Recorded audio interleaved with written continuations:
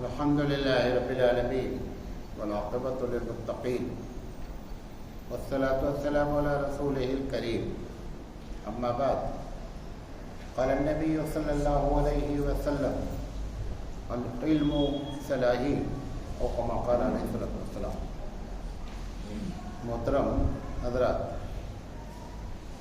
ہم جس ٹاپک پر آپ سے بات کرنا چاہتے ہیں وہ بہت اہم ہے اور ایک آئیڈیا بھی ہے کہ آج کے دور میں مدارس اپنا کردار کیسے ادا کریں۔ ہم انشاءاللہ اس پر بات کریں گے۔ ہم اللہ تعالیٰ سے دعا کرتے ہیں کہ اللہ تعالیٰ ہمیں صحیح بات کہنے کی اور آپ کو صحیح بات سمجھنے کی توفیق عطا فرمائے۔ یہ جو ہم نے عنوان دیا ہے، ہم ان مدارس کو ٹارگٹ بنائے ہوئے ہیں جن کے پاس 3 چیزیں مہیا ہیں۔ نمبر 1 کہ ان کے پاس افراد کی کمی نہیں ہے۔ نمبر 2 پیسے کا کوئی مسئلہ نہیں ہے۔ نمبر 3 ان کے پاس جگہ مکمل طور پر موجود ہے۔ اگر یہ 3 چیزیں جن مدارس میں ہیں، ان کو چاہیے کہ وقت کے تقاضے کے تحت جو ہے وہ کردار ادا کریں، اور اگر ادا نہیں کریں گے جیسا کہ ہو رہا ہے، ہم دن پر دن پیچھے ہوتے چلے جائیں گے اور ایک وقت ایسا آ جائے گا کہ ہم اس دیش میں ایک ایسے لوگ کہلائیں گے کہ جو جیسے کہ کہتے ہیں پیوند لگنا، کہ ایک قوم اس کے ساتھ ایک ایسی قوم جڑی ہوئی ہے جو اس دنیا میں سوٹیبل ہی نہیں ہے، مناسبت ہی نہیں رکھتی ہے۔ یہ ایسا فیوچر میں ہو جائے گا اگر ہم مدارس والوں نے اس پر توجہ نہیں دی۔ تو ہمارا ٹارگٹ یہ ہے۔ ہم آج اس پر گفتگو نہیں کریں گے کہ مدارس کا سلیبس کیا ہونا چاہیے، وہ ایک الگ ٹاپک ہے، انشاءاللہ زندگی میں اس پر بھی کبھی بات کریں گے۔ اصل میں کسی چیز کے کردار کو سمجھنے کے لیے کہ ہم کیسے ایکٹ کریں، ہم کیسے اپنا رول ادا کریں، اس کے لیے ضروری ہے کہ اس کو یہ معلوم ہو کہ اس وقت دنیا کی ہم سے امیدیں کیا ہیں، ایکسپیکٹیشن کیا ہے، ہم سے امید کیا رکھتی ہے دنیا۔ اگر وہ بات آپ صحیح پکڑ لے جائیں گے، پنکھے کچھ کم کریں، فالتو میں بڑھاتے چلے جا رہے ہیں، اے مولانا کم کرو پنکھا۔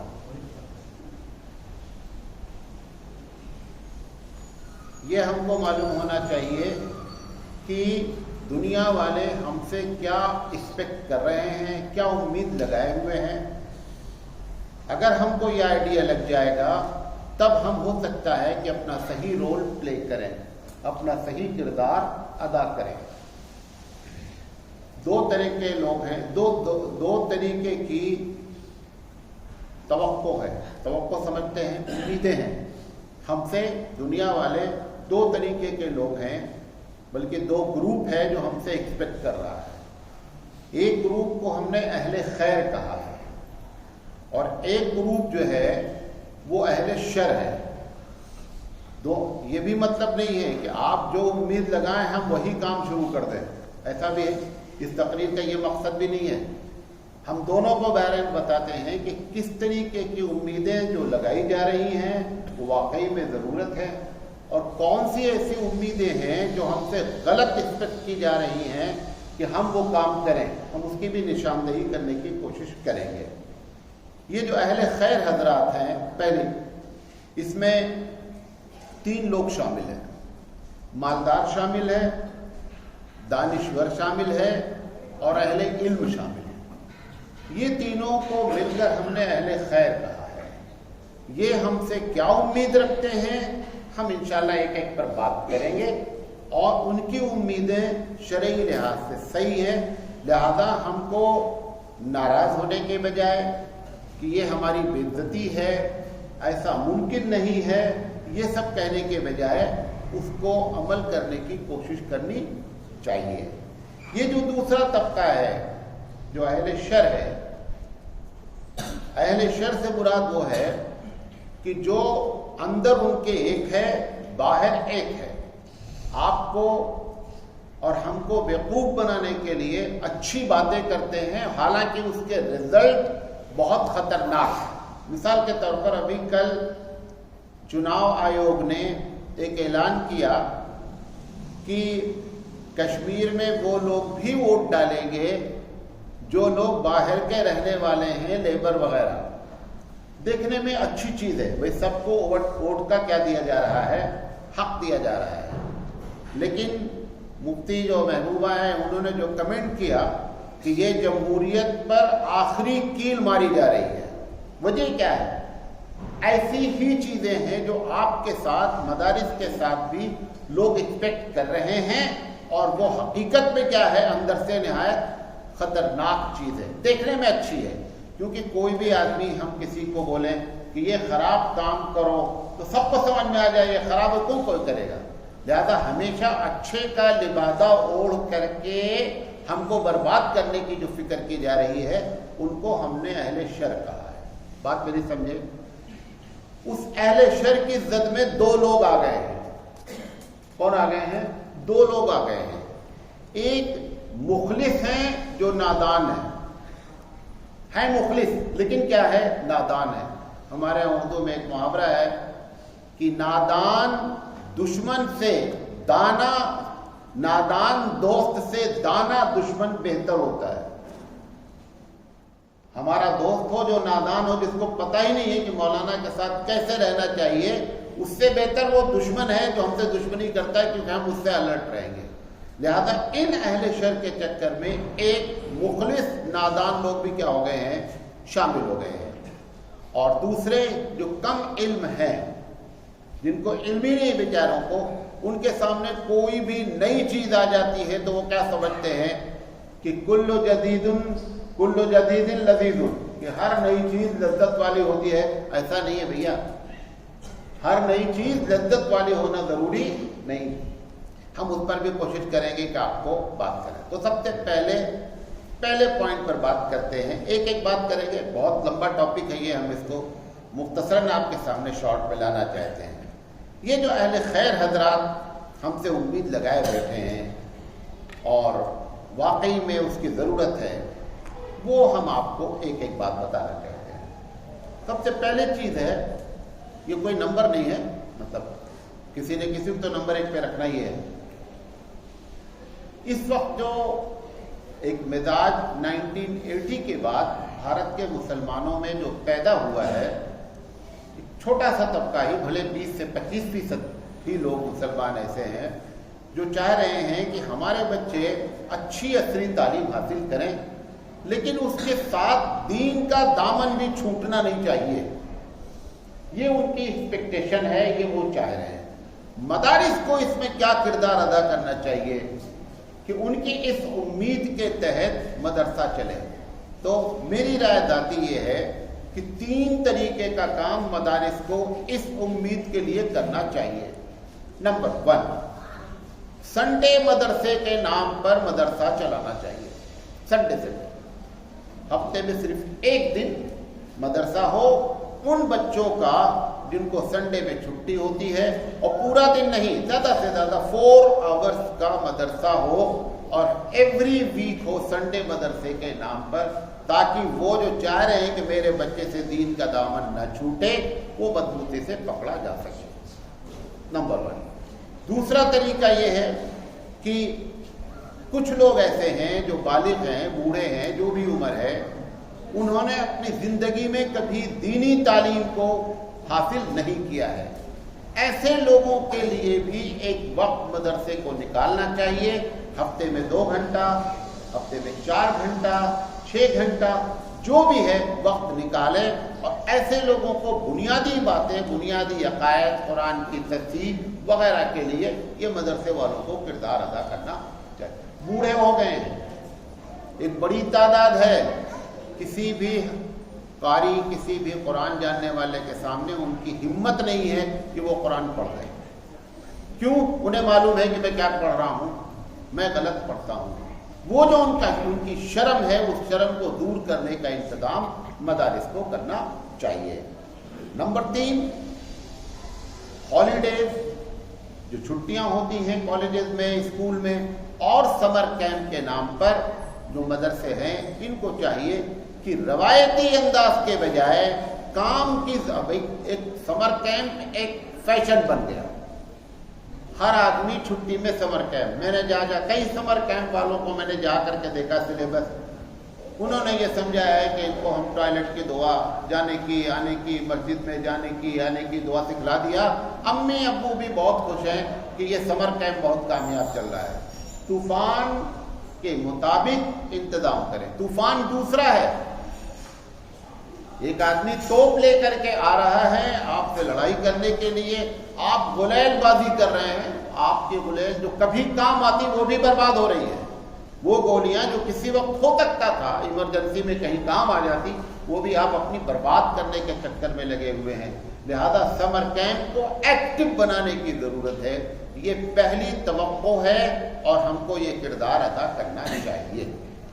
نمبر 2, ہماری زندگی کا مقصد, دینی تعلیم کا مقصد ایک ہی ہے اور وہ ہے دعوت دین. جماعت والے جو یہ کہتے ہیں کہ علماء لوگ 1 سال لگائیں, بولتے نہیں. وجہ کیا ہے؟ بھئی تم نے 9 سال پڑھنے کے بعد تمہاری ساری ڈگری کو انہوں نے ناکارہ قرار دے دیا. 9 سال آپ نے پڑھا, بعض لوگوں نے 11 سال پڑھا. وجہ کیا ہے؟ اور ان کا ناکارہ قرار دینا برحق ہے, یہ بھی بتا رہا ہوں. یہ 9 سال, 11 سال, 13 سال, 14 سال پڑھنے والوں کو, جماعت والوں کا یہ کہنا کہ تم کو 1 سال لگانا پڑے گا, وجہ کیا ہے؟ ان کا تجربہ یہ ہوا کہ 11-13 سال پڑھنے کے باوجود بھی ان کو یہ سلیقہ ہی نہیں ہے دعوت دین کا کام کیسے کیا جائے. اب ہونا کیا چاہیے تھا؟ ہونا کیا چاہیے؟ ہونا یہ چاہیے تھا کہ مدارس میں دعوت دین کو بطور نصاب داخل کیا جائے, ایز اے سلیبس پڑھایا جائے. آپ بولیں گے قرآن حدیث ہم پڑھتے ہیں. قرآن حدیث تم پڑھتے ہو, جو عملی شکل میدان میں اترا ہے اس نے تمہارے قرآن حدیث کے پڑھنے کو فیل کر دیا, بتا دیا تم فیل ہو, اور اس کا فیل قرار دینا واجب ہے. لہذا لازم ہے کہ مدارس والے, جو دین کا مقصد ہے, ہماری زندگی کا مقصد ہے کہ ہم دعوت دین کے کام کو کیسے کریں, یہ نصاب کے طور پر پڑھایا جائے.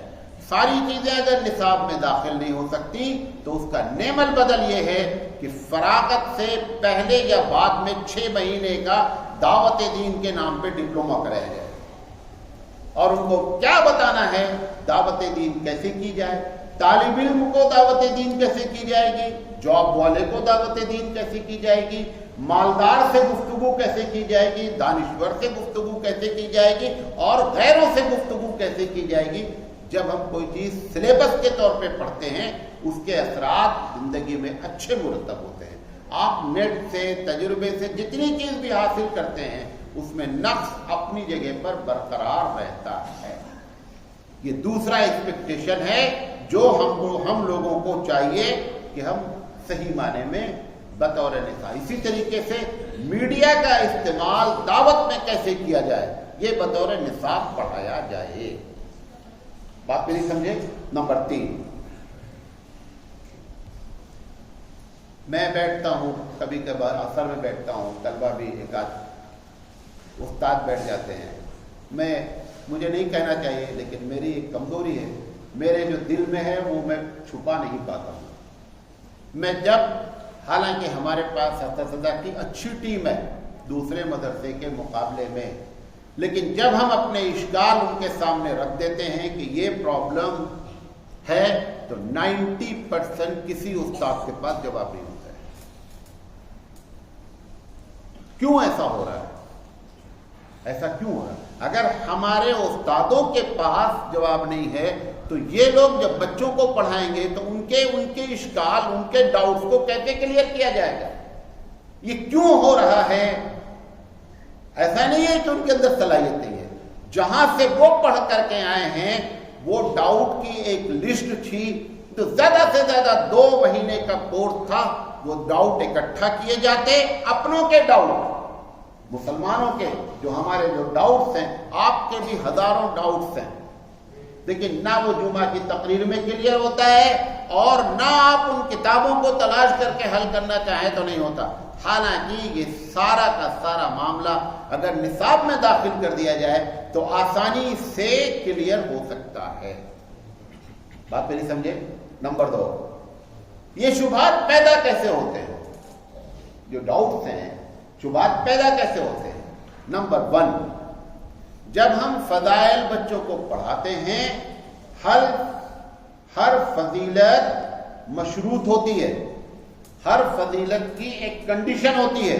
ہم پڑھانے والے فضائل بیان کر دیتے ہیں اور کنڈیشن کو اس وقت بیان نہیں کرتے. لہذا یہ بچہ جب بڑا ہوگا لوگوں میں جائے گا، جو ڈاؤٹ یہاں ہوا ہے وہی ڈاؤٹ لے کر کے یہ جائے گا اور لوگوں کو ڈاؤٹ فل بنا پائے گا، کلیئر نہیں کر پائے گا. کیوں؟ کیونکہ ہر فضیلت کنڈیشنل ہے، ہم نے وہ کنڈیشن نہیں بتائی. مثال کے طور پر ایک جمعہ، حدیث میں ایک جمعہ جب کوئی پڑھتا ہے اور اگلا جمعہ پڑھتا ہے تو اس درمیان میں اس کے جتنے گناہ ہوتے ہیں کیا ہوتے ہیں؟ سب معاف ہو جاتے ہیں. یہ حدیث ہے. اس میں کنڈیشن کیا ہے؟ کنڈیشن یہ ہے کہ گناہ صغیرہ معاف ہوتے، کبیرہ کبھی نہیں معاف ہوتے. اب ہم نے یہ پڑھایا ان کو حدیث کو اور یہ پڑھ کر کے گئے اور پھر جمعہ میں انہوں نے یہی بات کہی. لہذا آپ جمعہ نماز پڑھنے کے عادی ہیں، 5 وقتہ آپ نماز نہیں پڑھتے، آپ بھی بیوقوف تو ہیں نہیں. حضرت نے ہی بتایا ہے کہ اگلے جمعہ تک کے سارے گناہ معاف ہیں. ضرورت اسے کیا ہے کہ 35 نماز بیچ میں آ کر کے پڑھے، اگلے جمعہ پھر آئے گا اپنا معاملہ کلیئر کر لے گا. یہ کرایا کس نے گڑبڑی؟ یہ ہم نے کرایا. لہذا یہ جو ڈاؤٹ ہو رہے ہیں اس کی ایک بنیادی وجہ یہ ہے. نمبر 2، کچھ حدیثیں ہیں، بہت زیادہ نہیں ہیں، کچھ حدیثیں ایسی ہیں جو نہایت مشکل ترین ہیں. جب وہ مشکل ترین حدیث ہمارے استاد ہم کو پڑھاتے ہیں تو اس کے مشکل کو حل کرنے کے بجائے الگ الگ باتیں کہہ کر کے آگے بڑھ جاتے ہیں. وہ وہاں پہ زور مارتے ہیں جس کو زور مارنے کی ضرورت نہیں ہے. مثال کے طور پر رفع الیدین کی حدیث آ گئی، استاد یہ دلیل وہ دلیل، یہ دلیل وہ دلیل، 2 دن 3 دن تک اس میں پڑھاتا رہے گا. حالانکہ صرف ایک جملے میں اس کا جواب ہو سکتا تھا، کچھ صرف یہ تھا کہ جو لوگ نہیں کرتے ہیں ان کے پاس یہ دلیل ہے، حدیث ہے، جو کرتے ہیں ان کے پاس یہ حدیث ہے. یہ وجوب کا مسئلہ نہیں ہے، لہذا اس میں ٹائم برباد نہ کیا جائے. اتنی ہی دیر کا جواب صحیح ہے. اس سے زیادہ کیوں؟ جب حبیب مصطفیٰ کی 2 حدیثیں سامنے آ رہی ہیں، آپ احتراماً سرنڈر ہو جائیے. حبیب مصطفیٰ کے سامنے اگر سرنڈر نہیں ہوں گے تو کس کے سامنے سرنڈر ہوں گے؟ فادر کے سامنے سرنڈر ہوا جائے گا، پجاری کے سامنے سرنڈر ہوا جائے گا، کس کے سامنے سرنڈر ہوں گے؟ یہ مشکل احادیث جب آئیں تو ان کو سمجھایا جائے. ایسی حدیثوں میں اپنا ٹائم نہ برباد کیا جائے کہ ایک ہفتہ پڑھانے کے بعد بھی امام شافعی کے ماننے والے رفع الیدین نہیں چھوڑتے اور ابو حنیفہ رحمۃ اللہ علیہ کے ماننے والے رفع الیدین کرتے نہیں. تو تمہارا نتیجہ کیا نکلا ایک ہفتے کا؟ 0. ایسا نہیں کرے. یہ دوسری وجہ ہے کہ یہ مشکل احادیث ہونے سے. اور اس کا طریقہ کیا ہے؟ ایک بیٹھ یہ سب کام کیا جا سکتا ہے. آپ سوچ رہے ہوں گے مولانا صاحب جب آپ اتنی سمجھ میں رکھتے تو یہ سب آپ کیوں نہیں کرتے ہیں؟ یہ بھی تو دماغ میں بٹھا رہا ہے نا، ڈال رہا ہے نا، پارٹنر بیٹھا ہوا. اس کا جواب میں نے آپ کے پہلی تقریر سے اسی لیے شروع کیا کہ میں ان مدارس سے ایکسپیکٹ کر رہا ہوں جن کے پاس 3 سہولتیں موجود ہیں. نمبر 1 پیسہ، نمبر 2 مین پاور افراد، نمبر 3 جگہ. وہ تینوں سے ہم کورے ہیں. ہمارے پاس نہ مین پاور ہے، نہ ہمارے پاس پیسہ ہے اور نہ ہمارے پاس ابھی جگہ ہے. یہ جن کے پاس ہے میں ان کو چاہ رہا ہوں کہ آگے بڑھیں. جب وہ آگے بڑھیں گے تو چھوٹے مدارس خود بخود کیا ہو جائیں گے، اپنے آپ اس میں شامل ہو جائیں گے. تو یہ دماغ میں بات نہیں، کیونکہ اگر یہ سوچتے رہیں گے تو میری تقریر آپ کو باؤنسر جائے گی کہ بکرا ہے بس ایسے بکرے دو. اس لیے آپ کو بیچ میں جو ہے وہ ڈاؤٹ کو کلیئر کیا. اسی تو جو مشکل احادیث ہیں ان کو اکٹھا کر لیا جائے. ایک مرتبہ 1 مہینے کا سلیبس ہے ٹوٹل کہ بیٹھا کر کے وہ ساری حدیثیں جو ایک مشکل ہیں ان کو بیٹھا کے پڑھایا جائے. نمبر 3 कुछ हदीसें आपस में तजाद हैं, यानी एक की अपोजिट है दूसरी हदीस, उनको इकट्ठा कर दिया जाए। मिसाल के तौर पर हजरत आयशा सिद्दीका रज़ी अल्लाह तआला अन्हा फरमाती हैं कि जो आदमी कहे कि हुजूर ने खड़े होकर पेशाब किया वो झूठा है। अबू हुरैरा रज़ी अल्लाह तआला अन्हु कहते हैं कि नबी करीम सल्लल्लाहु अलैहि वसल्लम के साथ में सफर में था और नबी ने खड़े होकर पेशाब किया। अब दोनों हदीसें क्या हो रही हैं, क्लैश हो रही ना। ऐसी सारी हदीसों को इकट्ठा किया जाए और एक मर्तबा बच्चे को जो चौथी जमात में हो या पांचवी जमात में हो उसको बता दिया जाए कि इसकी तदबीक क्या है, इसकी तावील क्या है, या ये मनसूख है। तीनों बातों में से कोई एक बात करके उसको क्लियर कर दिया जाए। उसको बेचारे को दोनों हदीस पढ़ा करके खुले पानी में तैरने के लिए छोड़ दिया गया और कोई लाइफ सपोर्ट उसके पास मौजूद नहीं है और तैरना जानता ही नहीं है। क्या करेगा वो? डूबेगा। लिहाजा ये तीसरी बुनियादी वजह है जो शुबहात होते हैं। चौथी चीज, हम उस्तादों को चाहिए कि हम तलबा को बताएं कि अवाम में गैर फितरी बातें नहीं करें। गैर फितरी बातें समझते हैं, जो इंसानी नेचर के खिलाफ है उसको तबलीग नहीं करें। उसकी वाक़या हो सकता है लेकिन आप उसको लोगों के सामने बयान करके सुभान अल्लाह बुलाने के चक्कर में न रहें, ये हमको बताया जाए तालिब इल्म। नंबर 2, गैर अक्ली बातें न करें। नंबर 3, वो वाक़यात जो मशहूर हैं और हुए ही नहीं हैं उनकी लिस्ट बता दी जाए कि ये सब झूठे वाक़यात हैं। आप एक छोटी सी मिसाल देता हूं। हजरत फातिमा, अब तो सोशल मीडिया है ना, सब वाक़या सभी लोग सुनते रहते रोजाना। हजरत फातिमा रज़ी अल्लाह तआला अन्हा के बारे में रोटी के कई वाक़यात हैं, सब झूठे हैं। कोई वाक़या हुआ ही नहीं है, कोई वाक़या हुआ ही नहीं है। बुढ़िया ने कचरा डाला, आप सबने सुना है कि ये कभी वाक़या हुजूर के साथ पेश आया ही नहीं है, झूठी बात है। आप कहेंगे मौलाना इतने बड़े बड़े मौलाना बोले हैं, उतने बड़े बड़े को वो बड़े बड़े ने पढ़ाया था, वो बड़े बड़े को भी बड़े बड़े ने पढ़ाया था। नतीजा ये निकल आया। क्यों? बुढ़िया अगर कचरा, मुझे मालूम है कि इस रास्ते में मेरे ऊपर कचरा डाला जाता है, मुझे क्या जरूरत है इस रास्ते में डेली आने की? ये तो जान आपकी जबान में कि होना कर को कचरा डलवाए, ये बात हुई ना। ये भाई एक आदमी को मालूम है कि इस रास्ते में रोज आना मेरे ऊपर कचरा डाला जाएगा, ये हबीबे मुस्तफ़ा की शान है।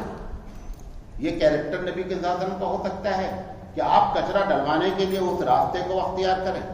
अच्छा, उसके पास टाइमर लगा है बुढ़िया के पास, या कोई डिवाइस लगा है कि उसको मालूम हो जाए कि अब नबी करीम सल्लल्लाहु अलैहि वसल्लम आ रहे हैं। कैसे मालूम होता था आ रहे हैं?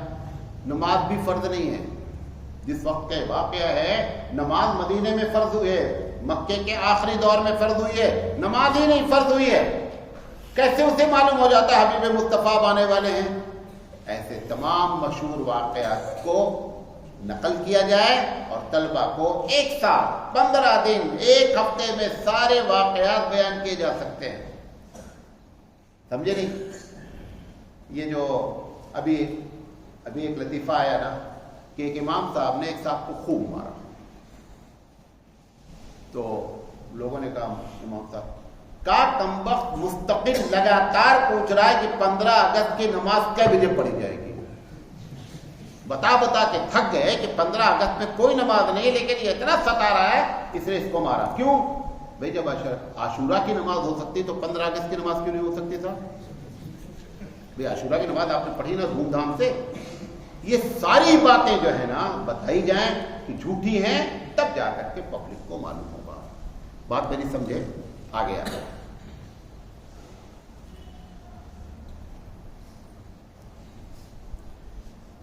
मालदार और दानिश्वर, ये दो तबका मदरसे से एक्सपेक्ट कर रहा है, उम्मीद लगाए है कि हमारे बच्चे भी मदरसे में पढ़ें, लेकिन ना मालदार आने के लिए तैयार है यहां और ना दानिश्वर आने के लिए तैयार है। भाई आप अपने बच्चे को इंजीनियर बनाएंगे, इमाम क्यों बनाएंगे? पागल है क्या? आपको नहीं मालूम होता है कि 70,000 में 7,000 में फर्क होता है? मालूम है कि नहीं? भाई आपको मालूम है कि इमाम साहब होंगे तो कितना पाएंगे? 7,000। बच्चा इंजीनियर बने तो कितना पाएगा? 70,000। तो उसकी तो बुद्धि काम करती है कि 70,000 में 7,000 में जमीन आसमान का फर्क है। لیکن وہ دانشور اور مالدار یہ چاہ رہا ہے کہ 7,000 والا انقلاب برپا کر دے اور ہمارا بچہ انقلاب کے سائے میں زندگی گزارے. ایسا کبھی نہیں ہوگا. یہ غلط امید آپ نے ہم سے لگائی ہے. ہونا یہ چاہیے اس مسئلے کو کہ 7,000 والے کو بھی 70,000 تنخواہ رکھی جائے. اگر یہ تنخواہ کا مسئلہ، اور یہ تنخواہ ہے کس کے ہاتھ میں؟ یہ ان کے ہاتھ میں ہے جو دانشور ہیں اور مالدار ہیں. انہوں نے تو مسجد کے اماموں کی تنخواہ کم کر رکھی ہے. مدارس کی تنخواہ کس نے کم کر رکھی ہے؟ جو مدرسے کے شورا کے ذمہ دار ہیں. مسجد کی کمیٹی والوں نے کم کر رکھی ہے. اب جب آپ تنخواہ کم کر رکھے ہیں تو غلط ایکسپیکٹ نہیں کریں ہم سے، ایسا نہیں ہو پائے گا. لیکن اس کو ایک تو یہ اس کے اندر نقص ہے. دوسرا یہ ہے کہ ہم لوگوں کو چاہیے، وہ کام تو نہیں کر پا رہے ہیں، مطلب تنخواہ نہیں بڑھا پا رہے ہیں. اب خیر دھیرے دھیرے بڑھ رہی ہے، اب مجبور ہو کر کے بڑھائیں گے، سبھی لوگ بڑھائیں گے، لیکن ابھی کافی ٹائم لگے گا. تب تک دنیا دوسرے دنیا میں داخل ہو چکی ہوگی. یہ بھی آپ کو بتائیں. تب ہم آپ پھر اس پر سوچیں گے اور پھر پریشان ہوں گے. بہرحال ہم یہ چاہ رہے ہیں اس سلسلے میں کہ مدرسے والے بے تکا خرچہ کرنے کے بجائے، مساجد والے گنبد پہ لاکھوں روپے، مینارہ پہ لاکھوں روپے، فرش میں ماربل لگانے کے بجائے مساجد اور مدارس میں پیسے ایسی جگہ پہ خرچ کیے جائیں کہ مالدار آدمی جب مدرسے میں داخل ہو تو اسے اس بات کا احساس ہو کہ نہیں، ہمارا بچہ بھی یہاں پڑھ سکتا ہے. 3 چیزیں صحیح ہوں.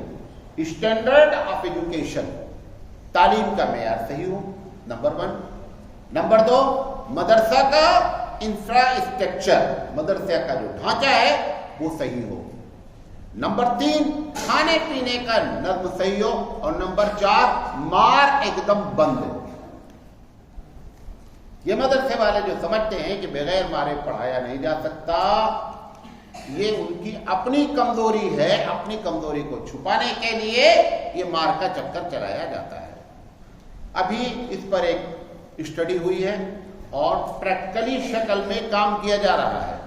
ایک بہت بڑے دانشور نے حفظ کے بچوں پر اسٹڈی کر کے بتایا کہ سمجھ اور یادداشت، غور سے سنیے گا، 2 لفظ ہے. ایک ہے انڈرسٹینڈنگ، ایک ہے کسی چیز کو یاد کرنا.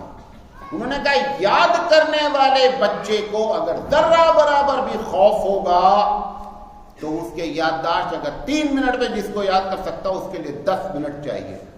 اس نے کہا یہ تو 3 سال 3.5 سال جو تم حفظ کرا رہے ہو، اس کو 1.5 سال میں کمپلیٹ کیا جا سکتا ہے. شرط کیا ہے؟ حفظ کے بچے کو ایک دم خوف نکال دیا جائے. اس کو خوف نہیں رہنا کہ استاد ڈانٹے گا، استاد مارے گا. میں ان کی کلاس میں بیٹھا، وہ جو پڑھا رہے تھے، دیکھیے اس نے بات کیسے کی استاد نے، کیونکہ وہ ان کے ٹریننگ تھی. بچہ بھول گیا. ہمارا بچہ بھولا اگر تو ہم استاد کیا کریں گے؟ جو کرتے ہیں سب جانتے ہیں آپ، مار ڈانٹ سب کچھ. اس استاد بچے کے بھولنے پر وہ کمنٹ کرتا ہے کہ بیٹا تم کیا ہو؟ نبی کریم صلی اللہ علیہ وسلم جن پر قرآن نازل ہوا تھا وہ قرآن پڑھتے ہوئے بھول گئے. اب بچے کو اندر سے ہوا کہ یہ میں نے کوئی بہت بڑی غلطی نہیں کیا ہے. جب حبیب مصطفیٰ جس پر قرآن نازل ہوا اگر وہ بھول سکتے ہیں تو میری کیا حیثیت ہے؟ اگر ایسی باتیں اور ایسے کمنٹ پاس کیے جائیں گے تب جا کر کے بچے کے اندر خوف نکلے گا. سمجھے نہیں؟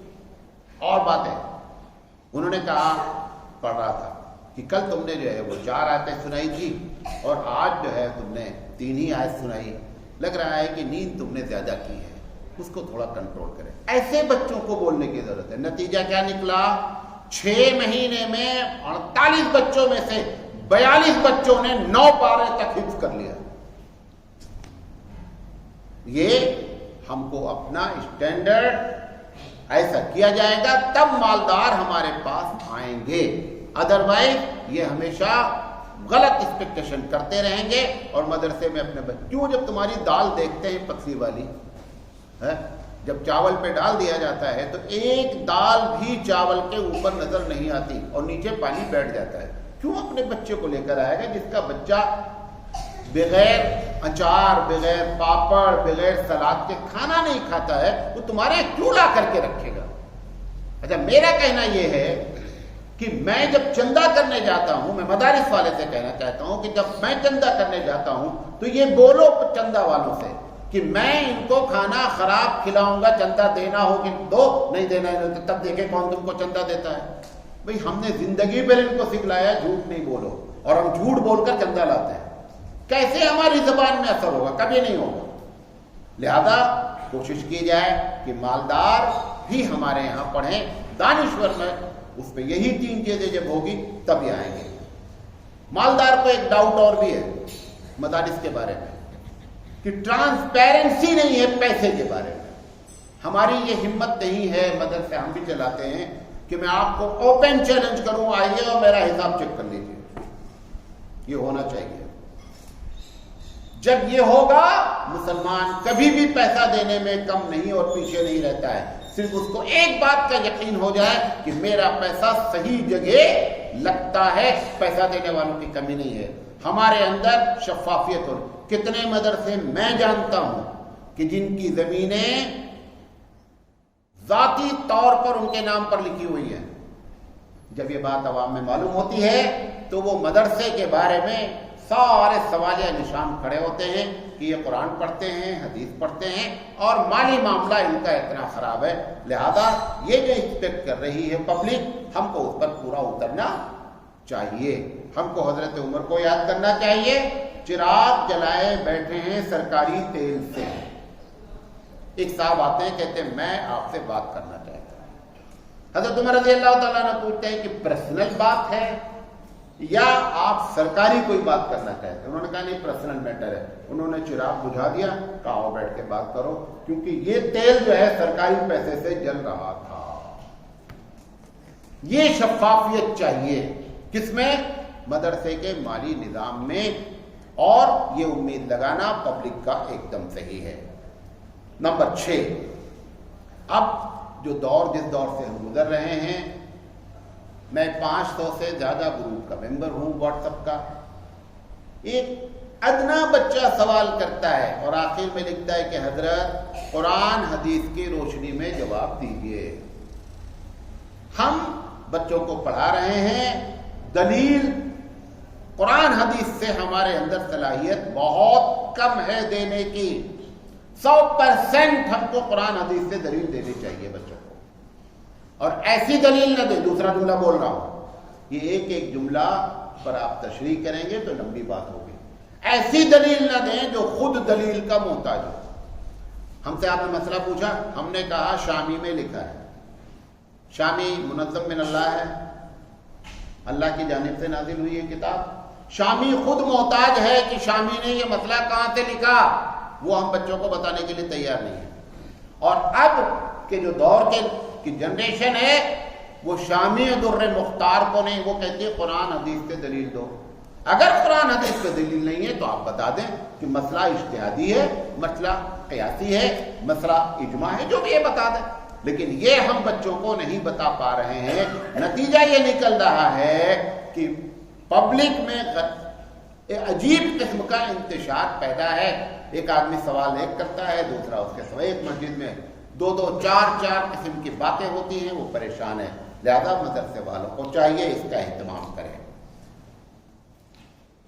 عصری اور دینی تعلیم میں ایک بڑا سا خندق جانتے ہیں، درمیان میں گیپ پیدا ہو رہا ہے۔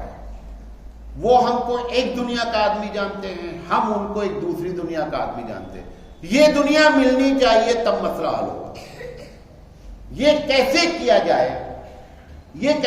جائے، اس پر ہم لوگوں کو بیٹھ کر کام کرنے کی، آسان کام ہے ایسا نہیں ہے۔ میرے پاس وقت نہیں ہے، میں پھر بھی اشارہ کر دیتا ہوں۔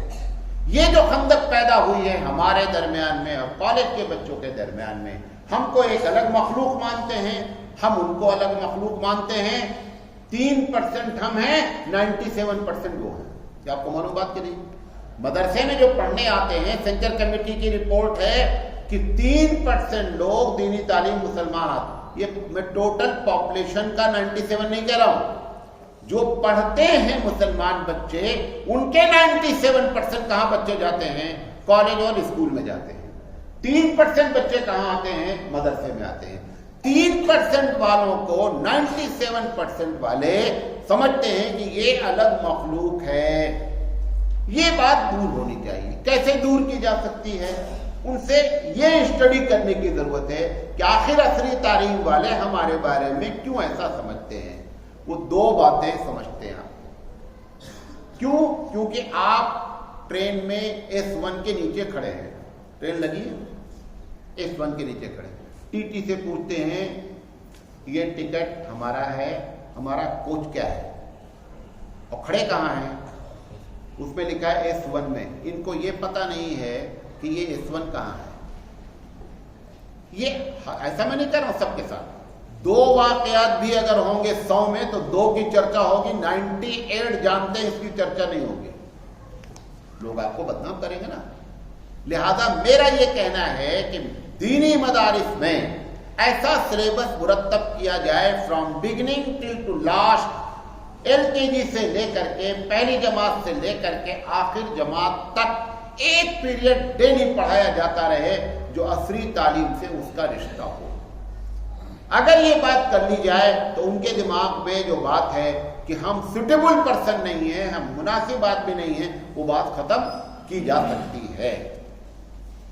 اسی طریقے سے مدارس کے ہر مدرسے میں انجمن ہوتی ہے، یہ آپ کو معلوم ہے، انجمن اسلام میں ایک انجمن ادھر الگ ہوتی ہے، ایک انجمن ہوتی ہے، ہر مدرسے میں انجمن ہے۔ انجمن کا کام کیا ہے؟ انجمن کا کام جمعرات کے دن بچوں کو تقریر سکھلانا، کہ تقریر کیسے کی جائے گی، لڑائی کیسے کی جائے گی۔ کیوں؟ مناظرہ جب آپ سکھلاتے ہیں تو آپ بتاتے ہیں کہ ہم کو لڑنا کیسے ہے۔ یہ ترتیب بدلنی چاہیے۔ میں آپ کو انجمن کے بارے میں بتانا چاہتا، ابھی دیکھیے آپ جب کسی تبلیغی جماعت پروگرام کرتی ہے، مولانا بھی پروگرام کرتے ہیں، تبلیغی جماعت یا جماعت اسلامی دونوں پروگرام کرتے ہیں، این سنت کے مطابق پروگرام شروع ہوتا ہے۔ کیا؟ قرآن کی تلاوت کی گئی، زیادہ سے زیادہ ایک حمد پڑھی گئی، تقریر۔ قرآن خود حمد الہی ہے، قرآن خود نعت رسول ہے، قرآن پڑھ دیا گیا، نہ حمد کی ضرورت ہے نہ نعت کی ضرورت ہے۔ اب اپنا کام شروع کر دیں۔ ہم کیا کریں گے؟ ہمارا جو جلسہ ہوگا، جلسہ کم مشاعرہ زیادہ، تھوڑی دیر کے بعد پھر آ رہے ہیں نعت، تھوڑی اچھا ایک کام کی نعت نہیں پڑھتے۔ میں گنبد خضرا کا کبوتر ہوتا، کیا کر لیتے کبوتر ہو کے؟ ہمیں کوئی ایسی نعت پڑھو جس کے اندر کوئی میسج ہو۔ میں مدینے کی گلیوں کا کچرا ہوتا، کچرا ہو کے کیا کرو گے؟ حبیب مصطفیٰ کی شان کیا ہے، حبیب مصطفیٰ نے پیغام کیا دیا، وہ تو نعت لکھنے والے ایک ہیں 100 میں، اور وہ تمہارے فرشتوں کو خبر بھی نہیں کہ وہ کون ہے۔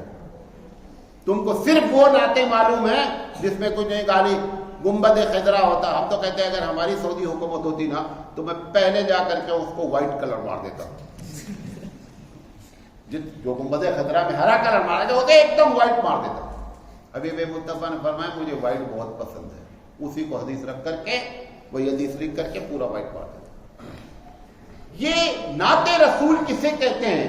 حبیب مصطفیٰ صلی اللہ علیہ وسلم کی شان میں ایسی باتیں کہ لوگوں کے دل میں حبیب مصطفیٰ کی محبت آ گئے۔ تم مرغی کوا اور کبوتر بنا رہے ہو بیٹھے بیٹھے، اور یہ سکھایا کہاں سے گیا ہے؟ یہ سکھایا گیا ہے مدرسے سے۔ لہذا انجمنیں صحیح ہونی چاہیے۔ میں نے 4 باتیں انجمن کے بارے میں لکھی ہے کہ انجمنیں ایسی چلائی جانی چاہیے۔ نمبر 1، عام عنوان، جیسے مثال کے طور پر 20 تقریریں ہو رہی ہیں تو 2-3 تقریریں کامن عنوان فضیلت وغیرہ پر ہو، 1-2 تقریر ایسی ہو جس میں کمپیئر کیا گیا ہو حبیب مصطفیٰ کی شان کو دوسرے دینی رہنماؤں سے، کہ ہمارے حبیب مصطفیٰ کی شان کیا ہے، دلائل کے ساتھ بتایا جائے کہ دنیا میں اتنے لوگ گزرے ہیں لیکن اب اور الگ الگ دن الگ الگ۔ ایک مرتبہ آپ نبی کریم صلی اللہ علیہ وسلم کو کمپیئر کر لیں رام جی سے، ایک مرتبہ شان ان کے لیے کسی کے بگاڑے، لیکن آپ بتائیں ہمارے حبیب مصطفیٰ کی شان یہ ہے۔ ایک موازناتی پروگرام ہو ہر انجمن میں۔ نمبر 3، एक उन्वान ऐसा हो कि कोई चीज क्यों हुई ऐसी। मिसाल के तौर पर मुसलमानों से भारतवासी नफरत क्यों कर रहे हैं, इस उन्वान पर बात कराई जाए। हर अंजुमन में क्यों से बात कराई जाए। जब बच्चा क्यों से तकरीर करता है वही असल मुकर्रिर है। ये जो फजीलत बयान करने वाले करते हैं वो तो क्या है, वहां से कट किया, वहां पेश कर दिया, मेड इन मौलाना सिराज हो गया, तकरीर हो गई। लेकिन जब क्यों और कैसे से सवाल और फिर उसका हल पेश करें, ये मदारिस वालों को चाहिए अपनी अंजुमने ऐसे चलाएं।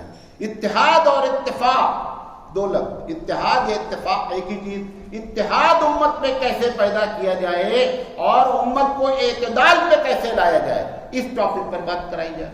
बात क्या कराई जा रही है कि कैसे लड़ो, हम सही हैं और सब गलत हैं। ये जब हमने इनको सिखला करके भेजा है, जब यहां से जाएंगे फारिग होकर के अपने गांव में, तो ये इत्तेहाद पैदा करेंगे। ये कभी जिंदगी में इत्तेहाद नहीं, क्योंकि हमने इनको इख्तलाफी सिखलाया है। इत्तेदाल सिखलाएं, इत्तेहाद का अमली नमूना बताएं कि इत्तेहाद कैसे पेश किया जाएगा। ये अंजुमने चलाएं और इत्तेहाद को पारा पारा करने वाले सब्जेक्ट रद्दे फलां पे मुनाजरे हो रहे हैं। बैदावी पढ़ाई जाती है, बैदावी किताब नदवी साहब बहुत समझते रहते। देखिए बैदावी एक किताब है, गौर से सुनिए, दो जिल्दों में लिखी हुई है। कितनी जिल्दों में? तफसीर की किताब है। दूसरी जिल्द तो लोगों ने देखी भी नहीं है, बहुत से लोगों को मालूम ही नहीं कि बैदावी की दूसरी भी जिल्द है। बैदावी का टॉपिक क्या है तफसीर का, कि मोतजिला के खिलाफ सारी बातें उन्होंने उसमें जवाब दे दिया। मोतजिला पाया ही नहीं जाता इस वक्त भारत में, मोतजिली मुझे कोई मिला नहीं अब तक है? हम पढ़ रहे हैं कि मोतजिला को कैसे डिफीट किया जाए, एंड देयर इज नो मोतजिला मौजूद ही नहीं है। मौजूद है कम्युनिस्ट, मौजूद है खुदा को ना मानने वाला मुल्हिद, मौजूद है इस्लाम पर इतराज करने वाले लोग। वो हमको पढ़ाया ही नहीं है। वो एक सवाल कर लेते हैं, हम बगले झांकना शुरू कर देते हैं। हम तो पढ़कर आए मोतजिला के बारे में, आपने वो मुझसे सवाल ही नहीं किया। हम पढ़कर आए कुआं कैसे साफ किया जाए, और कुआं बच्चा पूछता है कि कुआं कैसा होता है, कुआं उसने देखा ही नहीं है। पाइप में चूहा मर गया है, अब कैसे साफ किया जाए ये मसला कौन बताएगा। अब तो पाइप में मरेगा ना चूहा, टंकी के अंदर घुस गया चूहा और चूहा मर गया, अब टंकी का क्या हुक्म है। हम कुआं के पीछे लगे हैं और कुआं मौजूद ही नहीं है। ये ऐसी गैर मुनासिब बातें छोड़ करके जो है वो सही तरीके से बात करें। आखिरी बात, जो गैरों के एतराज़ात हैं उनको संजीदगी से उठाया जाए, और संजीदगी से निसाब के तौर पर या डिप्लोमा के तौर पर उन बच्चों को बता करके उनको यहां से फारिग कराया जाए। इसी तरीके से जदीद मसाइल, अब मिसाल के तौर पर जीएसटी एक नया टैक्स है। मौलाना साहब को मालूम ही नहीं है जीएसटी किस परिंदे का नाम है, कैसे जीएसटी लगती है, जीएसटी का परसेंटेज क्या है, जीएसटी क्यों लगाई गई है, क्यों? क्योंकि सबसे अच्छी मालूमात हमेशा सिलेबस देता है, निसाब देता है। जितने भी नए मसले उठें, हर साल पूरे आलमी सतह पर ऐसे मसलों में जो खासकर आपके मुल्क का ताल्लुक है, आप उसको बच्चों को पढ़ा करके रुखसत करें। वो जब फारिग होकर के जाए ना, तो उसको ये तकलीफ नहीं होना चाहिए कि वो परेशान हो जाए कि साहब ये कौन सा मसला पूछ लिया गया है, आप उसने बोला जीएसटी, ये समझे किसी दवा का नाम है। ऐसा नहीं होना चाहिए। नए मसाइल जो भी हैं उनके सिलसिले में हमारे तालिब इल्मों को मालूम होना चाहिए। इसी तरीके से आलम इस्लाम में जो फितने उठते हैं उस पर नजर हो, उस पर निसाबी तौर पर बच्चों को बताया जाए कि इस किस्म के फितरे उठ रहे हैं, फला फितना उठा है, फला फितना उठा है, और उसका इस्लाम के जरिए ऐसे तदारुक किया जाए। और मैं इतने लोग बैठे हैं, ईमानदारी से बताओ, मेरी तकरीर को छोड़कर किसी आदमी ने इस मेंबर से, मस्जिद के मेंबर से, इस टॉपिक पर तकरीर सुनी है कि मिनॉरिटी मेजॉरिटी के साथ कैसे रहे? आप 1947 के बाद इस देश में अल्पसंख्यक हैं, मिनॉरिटी में हैं, अक़लियत में हैं। अक़लियत अक्सरियत के साथ कैसे रहेगी ये हमको सिखाने की जरूरत है। ये जब तक नहीं सिखाया जाएगा तब तक आपको कतई इस दुनिया, इस भारत में रहने का इज्जत के साथ कोई सवाल नहीं उठता है। ये बात हमको मालूम है। इसीलिए अल्लाह ने हबीब मुस्तफा को मक्के में अक़लियत में रखा ताकि क़यामत तक अल्लाह के रसूल के उम्मती ये समझें कि अक़लियत में कैसे रहा जाता है। मदीने में लाकर अक्सरियत में रखा ताकि दुनिया वाले क़यामत तक हबीब मुस्तफा को नमूना जाने कि आप अक्सरियत में जब होंगे तब मुसलमान इस दुनिया में क्या रोल प्ले करेंगे। ये दोनों बातें जो है वो हमको मदरसे से बताई जानी चाहिए। और जो आखिरी कहा था कि कुछ नादान लोग, कुछ शरपसंद लोग जो आपसे तवक्को रख रहे हैं, उनके तवक्को को समझने की जरूरत है और समझने के बाद अच्छा जवाब उनको धुतकार देने की, जवाब तुम्हें नादान हो, गुस्ताख हो नहीं, उनकी बातों को समझें कि इसमें कितनी अच्छाई है, कितनी खराबी है, और फिर उनको समझाने की कोशिश। एक बड़ा तबका मुसलमानों में जो पढ़ा लिखा है वो समझ रहा है कि अगर मौलवी लोगों को, हाफिज लोगों को हम असली तालीम का माहिर बना दें तो मसला हल हो जाएगा। हाफिज साहब को इंजीनियर बना दिया जाए, आलिम साहब को डॉक्टर बना दिया जाए। उनको बताएं कि ये हमने जो 4 साल मेहनत करके जो हमने हिफ्ज किया है, हम जिस दिन इंजीनियर बन के निकलेंगे इंशाअल्लाह वो 4 साल जो हमने पढ़ा है उसकी एक आयत भी याद नहीं रहेगी। ऐसा प्लान नहीं बनाया। ये मुखलिस लोग हैं लेकिन नादान है, ये दानिश्वर लोग हैं लेकिन हमारी बात को समझ। और 3% के लिए इतनी फिक्र न करें कि डॉक्टर इंजीनियर बन जाए। 97% आपके पास है, उनको आईएएस बनाए, उनको एमबीबीएस बनाए, उनको इंजीनियर बनाए।